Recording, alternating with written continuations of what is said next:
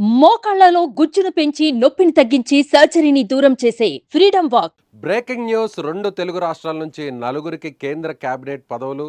తెలంగాణ నుంచి కిషన్ రెడ్డికి అలాగే బండి సంజీవులకు చోటు.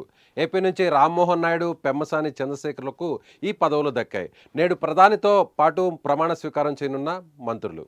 కేంద్ర కేబినెట్లో ఎవరికి కేంద్ర మంత్రి పదవులు దక్కుతాయనే ఉత్కంఠ వీడింది. మొదటి నుంచి చాలా మంది పేర్లు తెరపైకి వచ్చినా కానీ కమల్నాథులు చివరకు రెండు తెలుగు రాష్ట్రాల నుంచి నలుగురిని ఓకే చేశారు.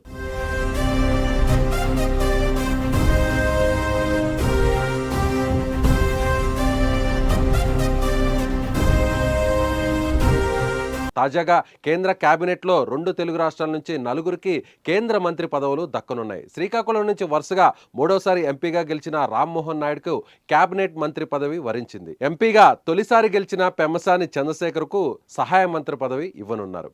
తెలంగాణ నుంచి కేంద్ర కేబినెట్లో ఇద్దరికి అవకాశం ఈసారి దక్కింది. సికింద్రాబాద్ నుంచి పోటీ చేసి గెలుపొందిన కిషన్ రెడ్డితో పాటుగా కరీంనగర్ పార్లమెంట్ స్థానం నుంచి గెలిచిన బండి సంజయ్లకు ఈ చోటు దక్కింది. ఎంపికైన అభ్యర్థులకు పిఎంఓ ఆఫీస్ నుంచి ఫోన్ కాల్స్ వచ్చాయి. అయితే ఆదివారం జరగబోయే ప్రధానమంత్రి నరేంద్ర మోదీతో పాటుగా వీరు నలుగురు కేంద్ర మంత్రులుగా ప్రమాణ స్వీకారం చేయనున్నట్లు సమాచారం.